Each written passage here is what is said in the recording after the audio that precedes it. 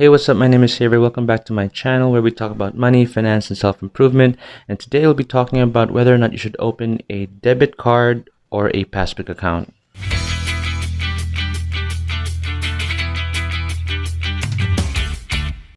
Okay, debit card or bank book. These are the two basic products you can apply at any bank. And the purpose of this video is to give you an idea on whether or not you should go for the debit card or the bank book. Simple as that. Because each account has their own pros and cons, and this video aims to explain the various advantages and disadvantages for each product. So the first thing you should do is go watch my previous video on teaching you what you need, teaching you on the various requirements needed to open a bank account. I'll put a link somewhere up here. Then the next thing you should understand is for what purpose are you opening the bank account for?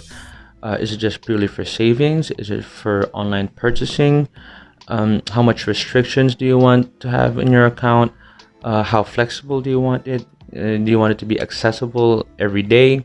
These are questions that you should know before opening the account, because it matters. Do you want to just keep records? Do you want your funds to be accessible? Do you want to have a hard time withdrawing the money?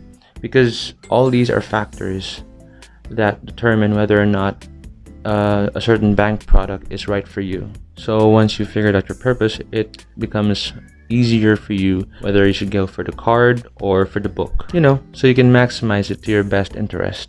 Next, let's talk about the products. Different banks Different banks offer a plethora of products and services. First, let's focus on the debit card. I'm sure a number of you are thinking like you already know what I'm talking about, then good for you.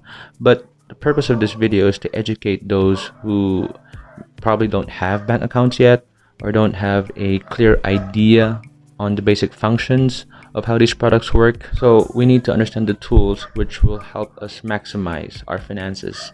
So, debit cards. What are debit cards? They're cards that are linked to your savings account, and they utilize payment systems, normally Visa or MasterCard, for you to be able to transact with an ATM, auto tellering machine.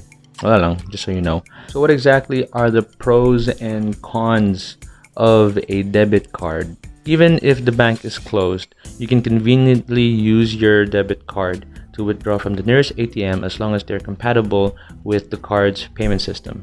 If ever you're worried that the ATM does not support either Visa or MasterCard, just remember that all banks, here in the Philippines at least, they're all connected by BancNet, which is the Philippines' largest interbank network. Most known banks are members of BancNet. How can you tell? Just check your card. Look at the back. I don't know if you can see it. It's right here. And here's another card. It's right here. And syempre, yung ATM, kailangan may BancNet din. Just take note that if your card and the ATM are from different banks, various service fees may apply. For balance inquiries, this may vary from 5 pesos or less, and withdrawals may charge up to 10 pesos to 15 pesos per withdrawal. Another reason why people normally opt for ATMs or debit cards is because they have lower maintaining balances. Like normally it ranges from 2,000 to 3,000 pesos. And probably the biggest reason why people go for debit cards is online transactions. I don't know with the other banks, but from what I understand, most banks only allow their debit cards to transact online. Syempre kung mag-order ka, wala naman card details ang bank book, right? So, yeah. Clients use their debit cards to pay their bills, to pay their utilities, to make bank transfers, to order things online. That's probably the card's most important function.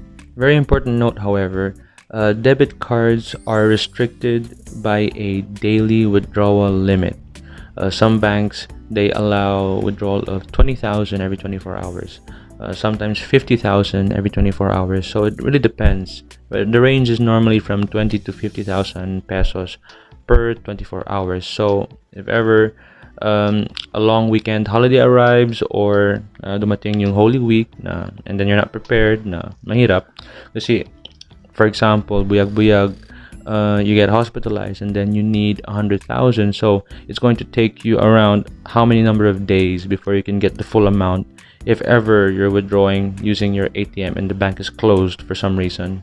So you should just, it's an important thing to take note of, that you can't withdraw all your money via the ATM because of that restriction, because of that daily withdrawal limit. Some banks, once you register on their online banking, it allows you to adjust the daily withdrawal limit. Alam ko sa BPI, from 20, pwede mong gawin siyang 60,000. Pero it really depends. Okay, I didn't explore the other apps yet if they can do that. So let's say you haven't withdrawn money yet, okay, and then your limit is 20,000. Kailangan mo ng 100,000. You go to the bank, you withdraw over the counter 100,000.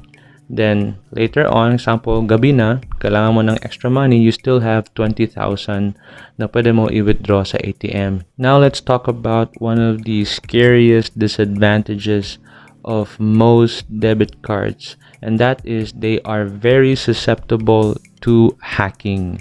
The reality of hackers is real, but sometimes the one at fault isn't necessarily the products or the cards. Sometimes it relies more on the responsibility of the owner of the cards. What do I mean by this? Don't just leave your card anywhere. If you think you've lost the card, have it blocked, log into the app and disable the card. That's just gonna lead to more problems down the road, because all it takes to deduct money from your account is your card number and CVC, you know, the three numbers in the back of the card. And that's all it takes. And then sometimes there are even apps, they don't even send OTPs. Like once they input the information, once the hackers input the information, yun, wala na, processing na. And then masya ka na lang pagdating ng statement, Shopee. It happens. This is real. Another thing hackers do is they call you. How they get your information or your cell phone number, I have no idea. Di natin alam paano how they do that. So what they do is they call you and then they pretend to be from your bank. Then they're gonna offer you these very too good to be true offers and deals, and then all you have to do is send them or text them the OTP that you'll receive in your phone, and you're being scammed. Like no bank ever asks for OTP. Like no, banks don't do that. Kaso mahirap eh, like not many people are aware of the situation. So a lot of people become victims of these hackers, which is really sad. Kasi nasisira yung experience ng clients sa banko nila, and then every time they think of that certain bank, oh my god, naka ko dito, wag tayo dyan, change tayo bank, and then however, it's a case-to-case basis. I mean it's understandable. It's just that, you know, sometimes I wish hackers don't exist. Like, come on. Alright, let's take it easy on the information. Don't want to overwhelm you with so much detail. So moving on. So let's talk about the bank book. When we think bank book, we think traditional, we think security. Think of it as a small notebook that records all your deposits and all your withdrawals and shows you how much money you have. From what I understand, for bank book only accounts, their only online application is for viewing purposes only, which is sort of redundant because bank books were primarily made to just record transactions. But that's what makes it so special, because it is very rare for passbooks to be hacked, because they're a completely separate entity from the scary online world. This is the reason why a number of people deposit most of their money here. We're talking about 6 figures above, because it's secure, it's safe. Yun lang. In order for you to withdraw money, the bank has to be open. And then there's this rule na no book, no withdrawals. So take note of that, like especially if you live far away from your bank. It's gonna suck if you go there and you realize you forgot your bank book, and then even though you talk to the manager, they say no, you don't have a choice, you have to go back, and then it's a problem. But it's a good problem, okay? That's why passbooks were made, to give us problems so that we'll have a hard time getting our money, so that we can save more. It's a little, little tough love. The maintaining balance of a bank book is a lot higher though, ranging around 5,000 to 10,000. There are even some that that have 25,000 maintaining balances, and it generally takes more work to maintain a bank book account, especially when it involves withdrawals, because you really have to wait in line in the branch. I mean, there's no shortcut to it. You have to go to the branch to withdraw the money. It'll give you some external discipline. So if you just plan on saving money in a secured financial product, opening a bank book is one of the simplest and easiest ways to do so. With that said, I hope you learned something today. I'm sure a number of you are very excited to get their first debit card or passbook account. If you like this video, don't forget to leave a thumbs up. For more content, don't forget to subscribe. This is Xavier. Thank you, and I am out.